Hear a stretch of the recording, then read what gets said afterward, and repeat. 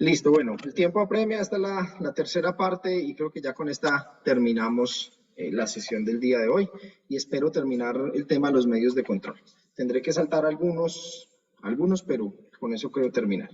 Entonces iba en el tema de... espera, les voy a compartir pantalla. Entonces, el numeral 2, literal J, del artículo 164 trae unas reglas especiales para el tema de cómo se computa la caducidad o cómo se computan esos 2 años del término de caducidad. Entonces, nos dice la norma.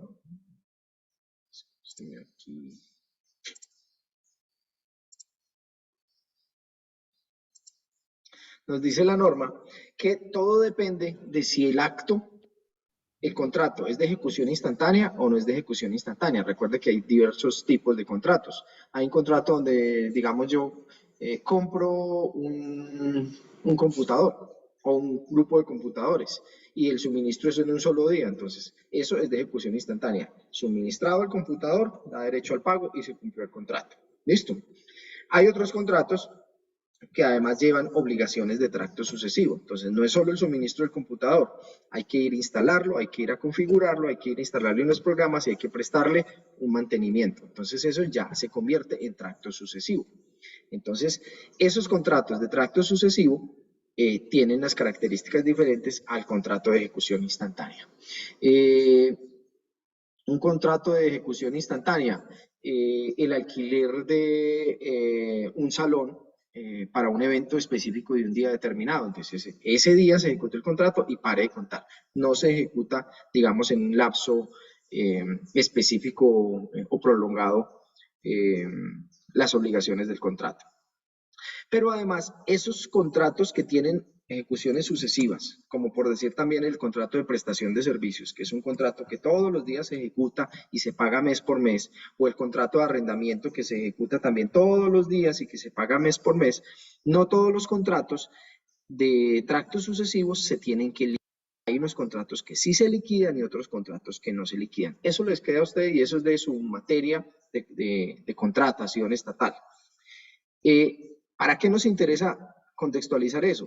Para decir que la ley 1437 en el literal J, numeral 2 del 164, nos dice que los términos de caducidad, dependiendo de esos tipos de contratos, se cuentan diferente. Entonces nos dice, mire, el literal J, ítem 1, nos dice, si el contrato es de ejecución instantánea, los 2 años se cuentan a partir del día en que se cumplió o debió cumplirse el contrato. Entonces dijimos, mire, usted el día tal me alquila un salón para eventos y los elementos para realizar una conferencia. Resulta que ese día se cumplió o ese día se incumplió el contrato. Entonces, a partir de ahí, se cuentan los 2 años. En los que no, dice acá, en los que no requieren de liquidación, desde el día siguiente a la terminación del contrato por cualquier causa. Entonces, cuando ella está hablando de los que no requieren de liquidación, es aquellos que, siendo de ejecución sucesiva, es decir, no instantánea, siendo de ejecución sucesiva, pero no requiera liquidación, como los contratos de prestación de servicios, como los contratos de arrendamiento que no requieren liquidación, entonces en esos contratos se cuenta a partir del momento en que se termina, o sea, del día siguiente a la terminación del contrato por cualquier causa, 2 años. Pero nos dice, si el contrato es de ejecución sucesiva o de tracto sucesivo y la ley ordena que hay que liquidarlo, como el contrato de obra, el contrato de suministro, que esos contratos hay que liquidarlos, entonces la ley nos dice, mire, entonces ahí tenemos que hacer una pausa. ¿Por qué una pausa? Porque se puede dar o que se liquide bilateralmente, o que se liquide unilateralmente, como yo les decía, o que no se liquide. Entonces, si se liquida bilateralmente, entonces nos dice la norma que desde el día siguiente a la ejecutoria del acto, que apruebe, no, perdón, aquí, desde el día siguiente a la firma del acto, ¿sí? Si eso no se liquida bilateralmente, es decir, entre las partes no se sientan a liquidar el contrato, sino que se liquida unilateralmente por la administración cuando se lo puede hacer, entonces, al día siguiente de la ejecutoria del acto administrativo que liquida el contrato. A partir de ahí cuento los 2 años. Pero si el contrato requería liquidación y no se liquida ni bilateral ni unilateralmente, entonces lo que nos dice la norma es que hay que esperar los términos establecidos en la norma, que dice así: en los que se requiera liquidación y no se logre mutuo acuerdo o no se practique por la administración unilateralmente, entonces esos 2 años se cuentan una vez cumplido el término de 2 meses contados a partir del vencimiento del plazo convenido para liquidarlo bilateralmente. ¿Qué pasa? Cuando yo firmo un contrato que requiere liquidación, yo pacto con el contratista, vamos a liquidar este contrato bilateralmente dentro de los 3 meses siguientes a la terminación del contrato. Entonces, ¿qué nos dice la ley? Espere que pasen esos 3 meses, que era la liquidación bilateral. ¿Sí? Y una vez pasados esos 3 meses, dejemos pasar 2 meses más. ¿Por qué 2 meses más? Porque esos 2 meses más son los que tiene la administración para liquidarlo unilateralmente. Entonces yo contaría 3 que pactamos para liquidarlo bilateral, más 2 que tenía la administración para unilateral, son 5. A partir de ahí cuento los 2 años. Pero puede suceder que las partes no pacten un término de liquidación. Entonces, como la ley establece que cuando no se pacta término de liquidación bilateral, esta se hará dentro de los 4 meses siguientes, ¿sí? A ello, entonces, ¿qué nos dice la ley? Entonces, espere los 4 meses legales para liquidación bilateral, espere los otros 2 meses que tiene la administración para liquidarlo unilateralmente, es decir, ahí van 6 meses, y ahí sí cuento 2 años más para presentar la demanda de controversias contractuales. Listo, tengo una mano levantada, no sé quién es. Ah, bueno, aquí está Silvia. Bueno, doctor, no, claro, todo eso de controversias contractuales. Esos mismos elementos diferenciadores, doctor, que usted acaba de enunciar frente a la caducidad y que ocurren casi en todos los casos de los demás medios de control, es lo que a mí me gustaría, y no sé, pues, que nos enviara esos mismos elementos diferenciadores para nulidad por inconstitucionalidad, para nulidad simple, para reparación directa de actos administrativos, o sea, ya como para consolidar. No te entiendo, no te entiendo. ¿Cuáles elementos diferenciadores? Bueno, a ver, usted acaba de anunciar cuándo ocurre, digamos, con controversias contractuales, el elemento diferenciador que usted acaba de hacer lo hizo frente a los actos precontractuales y los actos contractuales, totalmente claro, eso lo tengo muy claro y es totalmente pues lo que uno ha estudiado, perfecto lo que usted está diciendo. Frente a la caducidad, sí, no es lo mismo un contrato de ejecución instantánea a un contrato de ejecución, contrato sucesivo, entonces el término de caducidad empieza a contarse de tal fecha. Sí. Lo mismo sucede, digamos, en los casos de reparación directa. No es el mismo tiempo para cuando ocurre un hecho o cuando ocurre, ahora que hay por jurisprudencia la reparación directa de actos administrativos, y eso que le estaba diciendo yo a usted ayer, de que hay un magistrado tiene una posición, otro magistrado tiene otra posición, no hay unificación de sentencia frente a ese tema. Está la operación administrativa, que también tiene su elemento diferenciador frente a la caducidad. Está la ocupación temporal, que usted habló inclusive ayer, y esa era la controversia que le estaba diciendo cuando cerramos, de que es cuando tiene conocimiento. Yo dije consentimiento porque pues estaba muy cansada todo el día trabajando. Y dije consentimiento, hablo de conocimiento, o sea, el conocimiento de la ocupación. Inclusive le puse un ejemplo de que yo había tenido un caso de ocupación y que el juez decidió de que como era un heredero, entonces el heredero tuvo conocimiento, ya había muerto el que había ocupado. Te pido excusas, te pido excusas. Perdón, te pido excusas. Okay. Por favor, no nos devolvamos en el tiempo. Digamos, si es un tema de reparación directa, hablemoslo cuando tengamos la oportunidad, la próxima oportunidad del chat para que podamos avanzar. O sea, no nos devolvamos. Concrétame, por favor, la pregunta. No, la pregunta es, y no es tanto una pregunta, sino que le pido el grande favor. Y, O sea, le está dando la justificación y la explicación. Que estos mismos elementos diferenciadores que hizo muy claros frente a las controversias contractuales, nos la pueda enviar, y aunque usted los ha enunciado, por decir algo, a veces les ha dicho así abuelo de pájaro, lo podamos tener en los otros medios de control, dígase nulidad simple, nulidad por inconstitucionalidad, nulidad y restablecimiento del derecho, reparación directa, y ahora el de controversias contractuales clarísimo. ¿Para qué? Para evitar de pronto que nos confundamos, y como tenemos que diferenciar eso en un cuestionario, no vayamos a tener inconvenientes. no, es que ustedes lo tienen, o sea, de hecho, la presentación, yo no recuerdo, creo que ya la presentación la subí, o sea, la presentación creo que está en la plataforma, y los elementos diferenciadores yo se los he estado dando de acuerdo con lo que está en las diapositivas. Entonces, no sé como qué otro elemento diferenciador, porque yo aquí te estoy citando la norma, ¿sí? Yo te estoy citando la norma en sobre controversias contractuales, te estoy citando la norma del término de caducidad. ¿Qué estoy yo haciendo acá? Estoy leyéndote como tal la norma y explicándote específicamente la norma. Ahora, ¿qué es lo que voy a hacer? Yo les estoy dando documentos adicionales.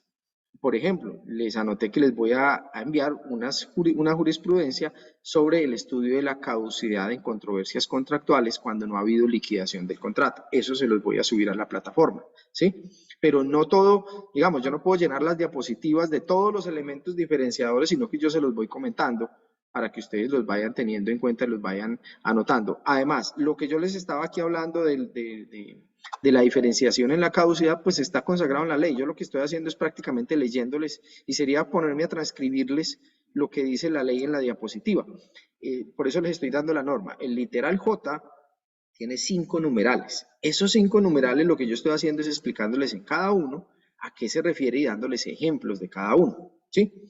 Entonces, pues basta que ustedes revisen el numeral o el literal. Yo no les voy a hacer preguntas con nada que no esté escrito en la ley, o con nada que no se haya dicho, o con nada que no esté en la diapositiva, ¿sí? Normalmente, pues no pregunto en estos temas de caducidad, de controversia contractual, no pregunto, porque esto es, digamos, no es fácil digerirlo para ustedes aquí en 20 minutos, en 1 hora, en 4 horas, ¿sí? Sino que esto es de lectura y práctica. Entonces, lo que yo les he venido diciendo desde el principio, ojo, los encuentros sincrónicos, estos encuentros sincrónicos están hechos para que ustedes aprovechen y me pregunten y aclaren dudas, ¿sí? Sobre los materiales que yo les comparto y que tienen a su disposición, ¿sí? Entonces, yo aquí tengo las diapositivas y creo que ya están compartidas y me confirman por favor si están compartidas en la plataforma. Las diapositivas lo que tienen son, Sí, digamos, doctor. ¿sí? Entonces están unas pistas, está el artículo, y yo lo que hago aquí es como tratar de desmenuzarles o de explicarles cada uno de esos artículos. Pero pues digamos que no me podría poner a transcribir en las diapositivas todo lo que he dicho, porque uno muchas veces dice más cosas con base en preguntas y en casos que se ponen de presente. Entonces, pues ahí, no sé, en el medio de control de nulidad simple, yo les puse los ítems diferenciadores de la caducidad. ¿Pero dónde están esos ítems? Están en el artículo 164. O sea, ustedes, ¿dónde van a ver la diferencia de los términos de caducidad de cada medio de control? Artículo 164. Ahí nos dice... Lo digo porque a veces la jurisprudencia presenta tesis o presenta su lineamiento. Entonces, claro, nosotros los que estamos en la dinámica jurídica defendiendo, o sea, presentando defensa judicial, sabemos pues que a veces ustedes, la parte administrativa, crea un lineamiento, y Sí, pues claro, pero yo te inclusive lo sé. utilizan los lineamientos. Entonces, Claro, pero... por eso lo decía. Sí, Eh, claro, mm, pero yo ya se los... Aunque la ley lo diga, por decir algo, es cierto, usted lo acaba de decir, la ley 1437 enuncia una serie de requisitos, todo eso está muy bien, pero hay en otros casos que la misma ley no habla, Aló. no es muy clara la ley, y entonces toca a uno ir Claro, sí. a una Por eso, jurisprudencia. por eso les he Entonces, es subido las complejo. jurisprudencias de la interpretación específica. O sea, yo les menciono la jurisprudencia y les digo que allí está para que ustedes la lean. ¿Sí me hago entender? O sea, en los casos donde ha Sí, habido sí, un te entiendo, pronunciamiento sí lo especial, una entiendo. situación especial, yo se las he comentado y de hecho, miren que cuando hablé de las características del medio de control de nulidad por inconstitucionalidad, le dije, pues no voy a ahondar en las características porque por tiempo no nos da, pero aquí les dejo esta jurisprudencia para que ustedes puedan leerla, revisarla y si tienen preguntas me las hagan, ¿sí? Lo mismo con la caducidad de controversias contractuales. Entonces, les acabo de decir, eso está regulado en el artículo 164, numeral 2, literal J, en 5 ítems que hay allí. Ahora, ¿qué voy a hacer? En lo que ha habido discusión, digamos, en la que más se ha presentado discusión, es en la última, donde se presenta controversia por la liquidación del contrato por fuera del término de los 2 años que dice allí. Entonces, les voy a llegar material, tanto un texto doctrinal como una jurisprudencia de dignificación, se las voy a subir al material de consulta para que ustedes puedan ahondar en el conocimiento. Es lo que yo te quiero hacer entender. O sea, se van a la norma, toman apuntes, obviamente, de lo que yo estoy diciendo acá, porque yo digo muchas cosas y no todo no lo puedo transcribir porque se haría tedioso que yo les presente a ustedes unas diapositivas y me siente aquí a leerles, ¿sí? Y ya vayan a No, la tranquilo. y material Yo de apoyo, que allí está. inclusive O sea, vuelvo a leer, todos los yo casos vuelvo a ver esta especiales, grabación. claro, Silvia, todos los casos especiales donde yo les he dicho que hay un pronunciamiento, una situación especial, todo ese material está subido en la plataforma. ¿Listo? Listo, doctor. Gracias, Silvia. Oscar. Una pregunta frente a las controversias contractuales. Digamos que se hace la liquidación en el tiempo, se hace todo normal, ¿sí? Sí. Pero no se paga. ¿Eso se tramita por un ejecutivo, doctor? O porque tengo ya la liquidación, no solo que no me paga. O necesariamente también habría que hacerse con controversias contractuales. Esa es la pregunta. Sí. Pues digamos que depende de lo que quiera la persona. O sea, ahí sí depende. Es lo mismo que si usted tuviese un título o valor derivado de un contrato. Digamos, usted tiene un contrato particular. Usted se comprometió a pagar un dinero por un vehículo. Usted paga el dinero, está el contrato, no le entregan el vehículo y dentro del contrato se pacta que el contrato presta mérito ejecutivo. Entonces usted tiene una de dos, o usted va y presenta un proceso ejecutivo, una demanda ejecutiva, para obligar forzosamente a que se cumpla, ¿sí? O usted va y formula una demanda por incumplimiento contractual para que el juez ordene que se cumpla. Si, digamos, usted tiene algo de dudas sobre la configuración de ese título ejecutivo, pues se va por la vía ordinaria. Aquí sucede lo mismo. Normalmente, en los contratos se dice que estos prestan mérito ejecutivo. Y así no se dijera, si usted va al artículo 277, si no estoy mal, 297 del CEPACA, en el 297 dice expresamente que prestan mérito ejecutivo los documentos contractuales, el contrato junto con los documentos producidos dentro de la relación contractual, donde consten obligaciones claras, expresas y exigibles a favor de una de las partes del contrato. Eso presta mérito ejecutivo. Entonces usted podría iniciar un proceso ejecutivo contractual. Viene a la jurisdicción, porque además es competencia de esta jurisdicción, y le dice, señor juez, aquí tengo un título ejecutivo complejo conformado por el contrato, el acta de liquidación bilateral, donde la administración se comprometió a pagarme y no me ha pagado, solicito que libre mandamiento de pago. ¿Sí? Entonces, el juez revisa si ve que está el contrato, si ve que está el acta de liquidación y con base en que eso presta mérito ejecutivo, con base en el 297, entonces le libra mandamiento ejecutivo. Pero en muchas ocasiones los jueces o algunos jueces niegan el mandamiento de pago porque no está debidamente conformado el título ejecutivo. Digamos, faltó un documento, faltó una firma, no hay claridad sobre la ejecución de un ítem del contrato. Entonces ya se vuelve tan dudoso el título que mejor la gente lo que hace es que acude a un proceso de controversias contractuales para que se declare que la administración incumplió. Ahora, usted tiene el acta. Usted podría decir, mire, suscribimos un contrato, se liquidó el contrato, se obligaron a pagarme, esa es una obligación contractual y no me la cumplió. Demando en controversias contractuales para que se declare que la entidad incumplió el contrato. Lo puede hacer, lo que pasa es que es el camino un poquito más largo. Pues normalmente uno lo que haría de contera es acudir al ejecutivo y no al ordinario, pero no hay una norma que prohíba que usted teniendo el título ejecutivo contractual no acuda, no puede acudir al proceso ordinario. No sé si queda claro. Porque mire que Sí, doctor.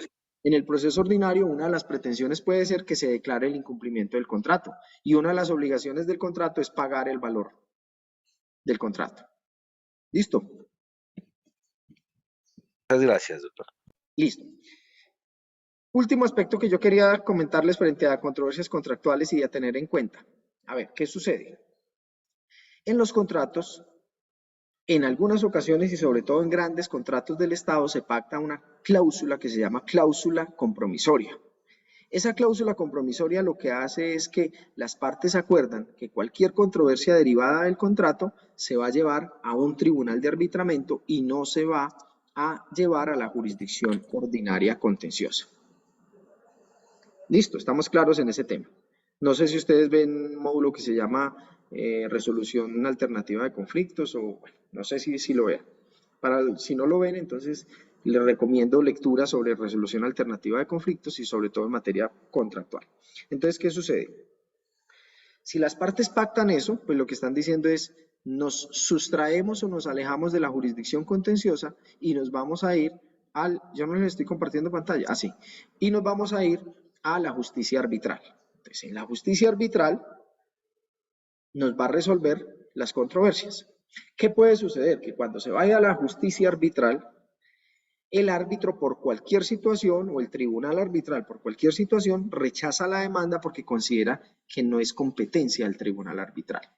Y es que, digamos, hay discusiones a veces en temas relacionados con si los árbitros pueden conocer de demandas o controversias derivadas del ejercicio de cláusulas excepcionales. Recuerden lo que yo les decía, la administración puede ejercer cláusulas excepcionales como declarar la caducidad de un contrato. Entonces, una controversia derivada de eso, la jurisprudencia, digamos, no se ha puesto aún de acuerdo, digamos, está parcialmente de acuerdo, pero eso puede cambiar en cualquier momento y puede decir que una controversia derivada de un acto donde se ejercite una cláusula excepcional o una potestad excepcional de la administración, no la pueden conocer los árbitros. Resulta que usted había pactado en ese contrato cláusula arbitral, cláusula compromisoria. Entonces usted se va como contratista porque le declaran la caducidad del contrato, va y demanda ante el árbitro, ante el tribunal.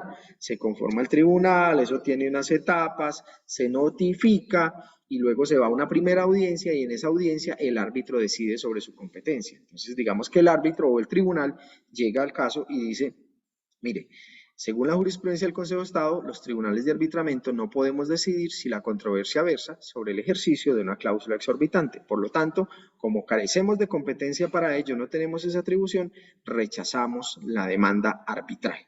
Entonces, le rechaza la demanda. ¿Qué pasa? La pregunta es, ¿y entonces qué pasa con mi término de caducidad? Pues resulta que la ley 1563, que es la ley de arbitraje nacional e internacional en Colombia, dice que si se rechaza la demanda en esa primera audiencia, el demandante tiene un término de 20 días para instaurar la demanda ante el juez competente para conservar los efectos derivados de la presentación de la demanda ante el centro de arbitraje. ¿Por qué? ¿Qué sucede? A mí me está corriendo la caducidad, yo presento, porque la caducidad es la misma, yo presento la demanda ante el tribunal de arbitramiento. El tribunal de arbitramiento se puede demorar 2, 3 meses para convocar a la audiencia, a la primera audiencia de trámite, y cuando llego a la audiencia de trámite, seguramente me puede haber ya corrido todo el término de caducidad que yo tenía para demandar ante la jurisdicción. Entonces, ¿qué pasa si cuando ya me declaran ese rechazo de la demanda y a mí ya se me pasó el término para acudir al juez, porque era el juez y no el árbitro el que debía conocer del asunto? Pues la ley le dice, ojo, si a usted le rechazan la demanda en el trámite arbitral, cuenta con 20 días a partir de ese momento para que pueda instaurar la demanda y no le digan que caducó el medio de control. ¿Queda claro ese concepto? Alejandro, tiene el uso de la palabra. Alejandro.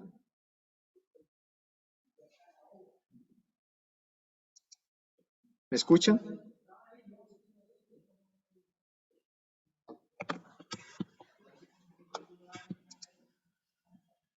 Señores, ¿me escuchan? Sí. Sí, profe, se le Sí, escucha bien. él dice que no le permite activar el micrófono. Ah, bueno, entonces venga a ver, yo miro a ver si le... ¿Ahí le llegó alguna invitación para reactivar? No. No. Entonces, por favor, formula la pregunta ahí en el chat, en este momento, para que culminemos controversias contractuales.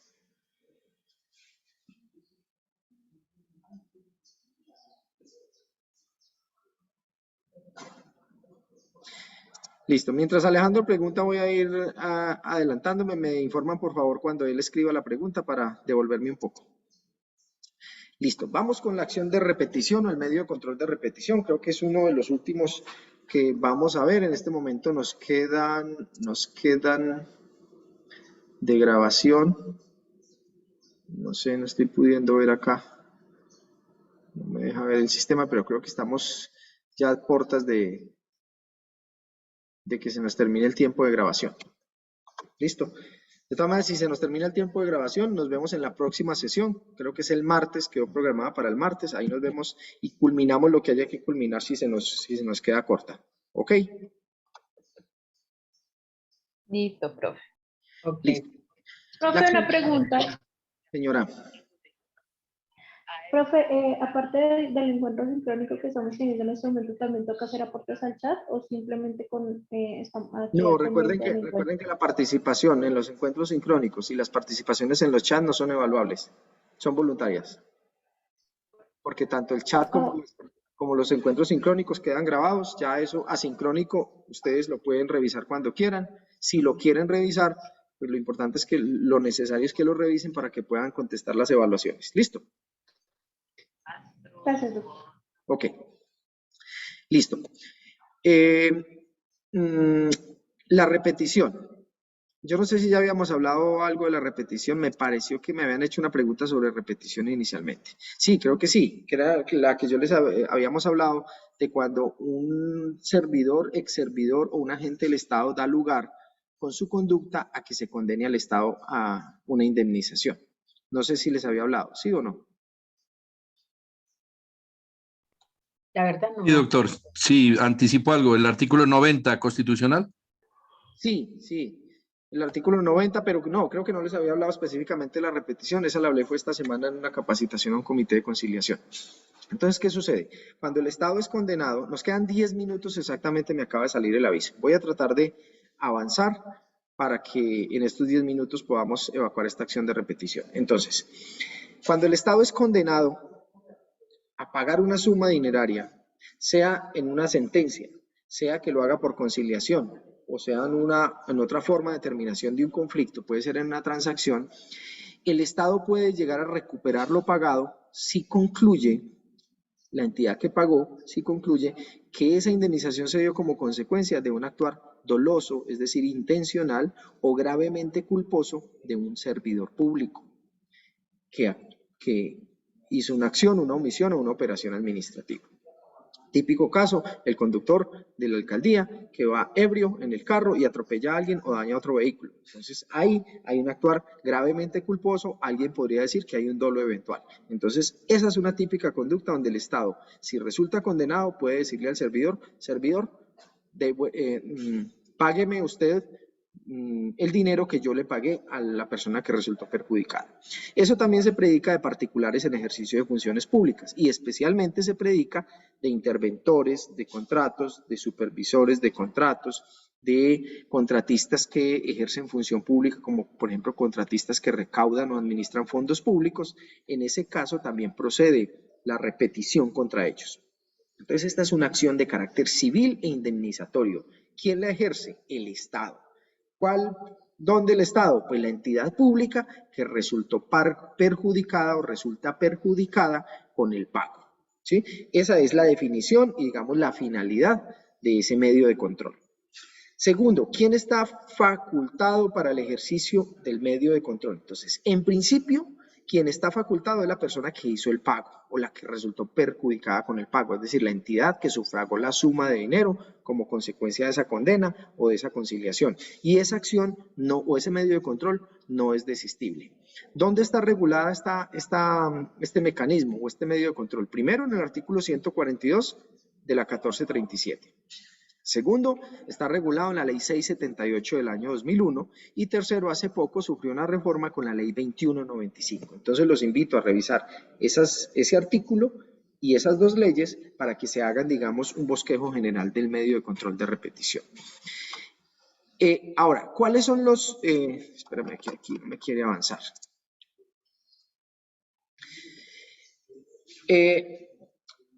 Cuando el Estado pretende repetir o pretende recuperar lo pagado, ¿tiene solo ese mecanismo? Entonces la pregunta es no, no necesariamente. ¿Por qué? Porque este mecanismo de acción de repetición procede cuando ya ha habido la condena, cuando ya ha habido el pago de la condena, ¿sí? O el pago de la conciliación.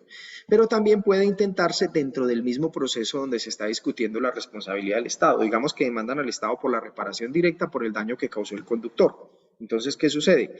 Cuando el Estado recibe la notificación, dentro del mismo término que tiene para contestar, llama al servidor público y le dice, venga, conductor, para acá, y usted ayúdeme a defender y ayúdeme porque usted me va a responder si resulto condenado porque esto fue una conducta gravemente culposa. Entonces, lo llama y ahí ya esa figura ya no se llama repetición, sino que se llama llamamiento en garantía con fines de repetición dentro del proceso en particular. ¿Listo? Esa es la otra posibilidad para repetir o para que se ordene que el particular o el servidor público le devuelva al Estado lo que le va a tocar pagar por concepto de esa condena o lo que pagó respecto de esa condena. ¿Listo? Ahora, ¿cuáles son los elementos para que prospere una repetición por parte del Estado contra el particular? ¿Sí? Los elementos son, primero, que haya una condena. Tiene que haber una condena. Obviamente en repetición, no en llamamiento en garantía. En llamamiento en garantía es que haya una demanda contra el Estado, ¿sí? Entonces, que haya una condena contra el Estado o una conciliación donde el Estado se haya comprometido a pagar u otro medio alternativo de solución de conflictos donde el Estado se haya comprometido a pagar una indemnización. Primer elemento. Ojo, cópienlo, que esto no está en las diapositivas. Pero sí está en jurisprudencia y les voy a poner aquí elementos de la repetición. Para los que no quieran copiar, se los voy a poner en una jurisprudencia elementos de la repetición. ¿Sí? Entonces, primero, que haya la condena, la conciliación o el otro mecanismo que obligue al Estado a pagar una suma de dinero. Segundo, que se haya hecho el pago. Si es repetición, o sea, no llamamiento en garantía, porque en llamamiento en garantía todavía no hay condena, hay proceso. Si ya hubo condena, entonces que haya el pago, porque si no ha habido pago, no puede haber repetición de lo pagado.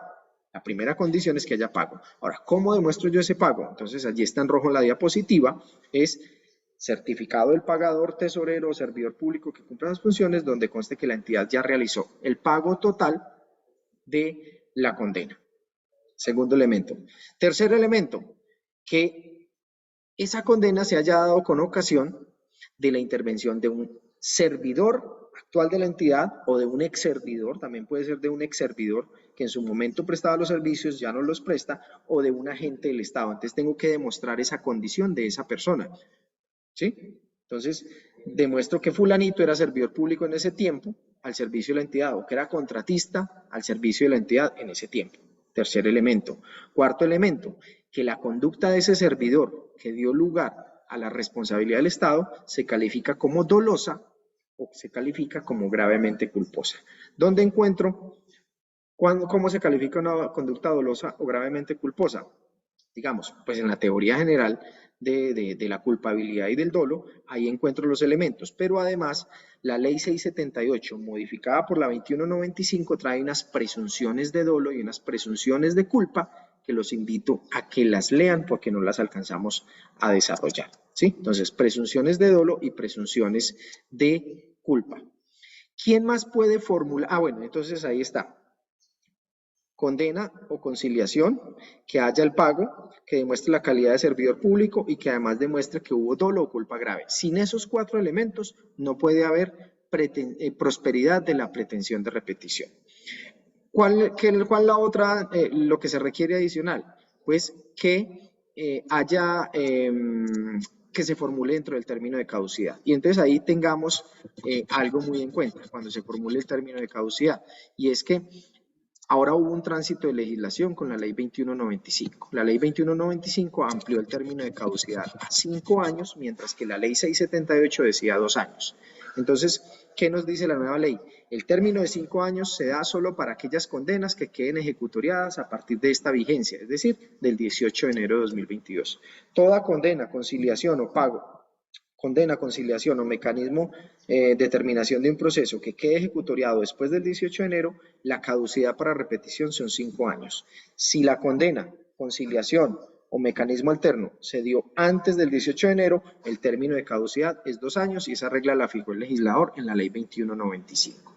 ¿A partir de cuándo cuento yo esos 2 años? Pues a partir del día siguiente al del pago total de la condena respectiva. ¿Listo? ¿Queda claro ese tema? Ahora, ¿quién puede ejercer? Yo ya les había dicho que la entidad perjudicada con el pago. También la puede ejercer el Ministerio Público, también la puede ejercer el Ministerio de Justicia a través de la Agencia Nacional de Defensa Jurídica del Estado. ¿Cuándo pueden entrar a ejercerla el Ministerio Público y la ANGE? La pueden ejercer pasados 6 meses del pago, porque los primeros 6 meses es competencia, es legitimación exclusiva de la entidad pública perjudicada. Después de esos 6 meses pueden entrar el Ministerio Público y el Ministerio de Justicia y del Derecho.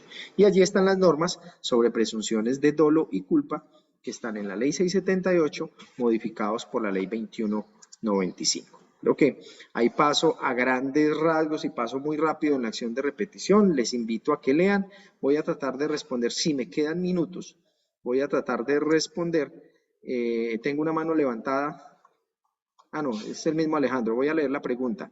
Si en un contrato aparece formulada cláusula arbitral, pero decido acudir a la vía contenciosa, ¿cuál sería la consecuencia en cuanto al curso del proceso? Es decir, la contraparte puede esperar que prospere el proceso y en medio del proceso puede invocar según el contrato debía acudirse al tribunal de arbitramiento. Entonces, muy buena pregunta. Esa pregunta tiene unas decisiones sobre renuncia tácita a la cláusula arbitral. Entonces, hagamos una cosa.